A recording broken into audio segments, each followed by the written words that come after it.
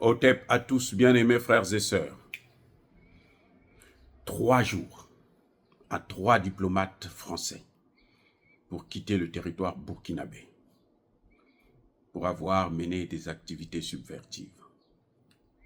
3 jours seulement, pas plus, pas moins. Les diplomates français, comme d'habitude, la seule chose qu'ils savent faire, c'est déstabiliser nos pays, piller. Ils ne viennent pas pour parler avec vous, ils ne viennent pas pour la paix, ils viennent pour la déstabilisation, pour la guerre civile. Le Burkina Faso vient d'arrêter, de découvrir une très grande base militaire des terroristes. Ils sont équipés avec des drones, des radios satellitaires et tout. Ils avaient tout. En tout cas, ce qui est certain, c'est que ce n'est pas des armes qui viennent de la Russie. C'est des armes qui viennent de l'OTAN, des pays de l'OTAN, de la France, de l'Angleterre, des États-Unis eux-mêmes, et puis tout le reste.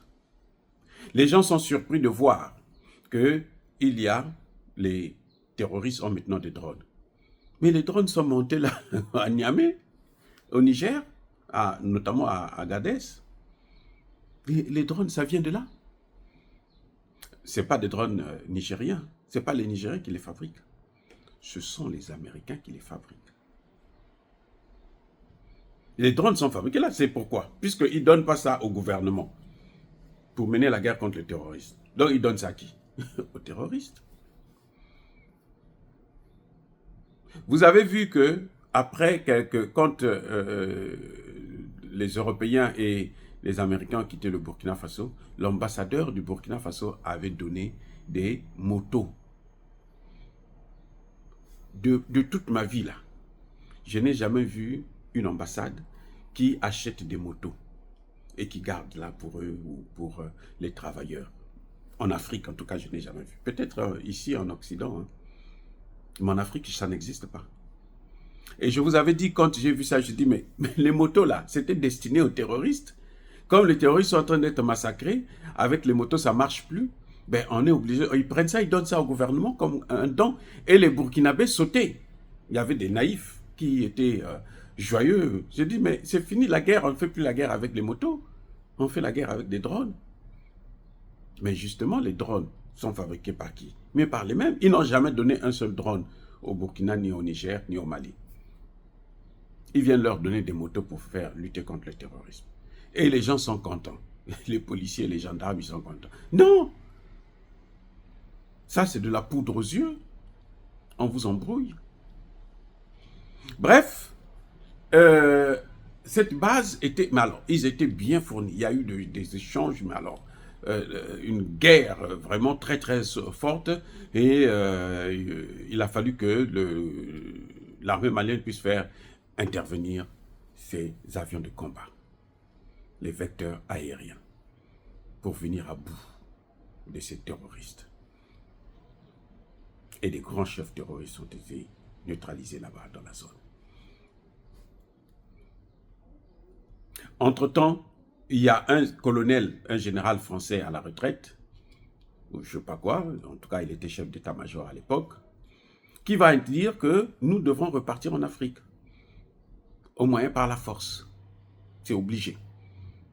Parce que notre avenir, c'est là-bas. Nous, on dit non, c'est pas là-bas. Et donc, quand ils disent comme ça, là, c'est des choses qu'ils ont déjà programmées.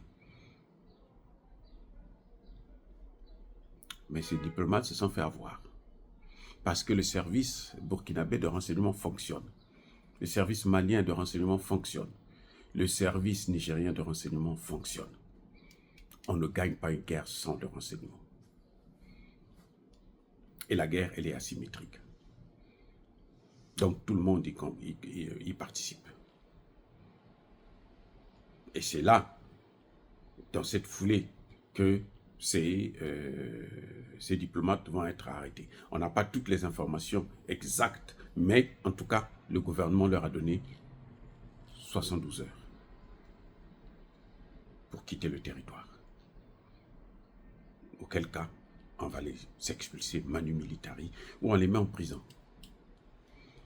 Voilà ce qui est en train de se passer actuellement au Burkina Faso. Donc, Emmanuel Macron doit comprendre que s'il veut jouer, il peut aller jouer au Congo démocratique, parce que Tshisekedi, ou au Centrafrique, parce que ce sont des gens qui ne vivent que, qui sont complexés hein, devant le français. Quand c'est un français, ils se disent, c'est pour ça qu'ils parlent français. Ils se disent, comme nous parlons français, là, nous, il faut qu'on soit des Français, plus Français que Français. Tshisekedi disait même que Macron, c'est son frère. Ça n'a jamais été. Mais si Macron, c'est son frère, donc les Nilotiques sont ses frères, il n'a pas besoin de leur faire la guerre, il n'a qu'à leur donner ce qu'ils demandent, la terre de ses ancêtres. C'est ça, c'est son frère. Donne-lui ça. Ça vous appartient à vous tous. Donne-lui ce qu'il demande. Donc, il faut arrêter avec cette diplomatie, de l'hypocrisie, du complexe d'infériorité, de l'idiotie. Hein, une diplomatie vaurien, une diplomatie inutile. Il faut faire comme le Burkina Faso. Nous saluons les autorités burkinabées qui ont pris l'engagement, le courage hein, d'expulser ces diplomates criminels. Ils ne sont pas là pour la diplomatie, ils sont là pour la criminalité. Il faut les expulser. Dire cela, c'est inciter à la haine ou à la violence, non. Yaba colère V, Yaba Lembe. Encore une fois de plus, bien-aimés frères et sœurs, je persiste et je signe. Soyez bénis, abondamment bénis par le Dieu des Kémites et par nos ancêtres angélisés. Mais que tous ceux qui persécutent le continent africain, le pillent et le déstabilisent, qu'ils soient noirs, blancs, chinois, arabes, juifs, indiens ou qui qu'ils soient punis, maudits, foudroyés, neutralisés, écrasés, effacés par le Dieu des Kémites et par nos ancêtres angélisés. Vive l'Afrique éternelle, j'ai dit et j'assume.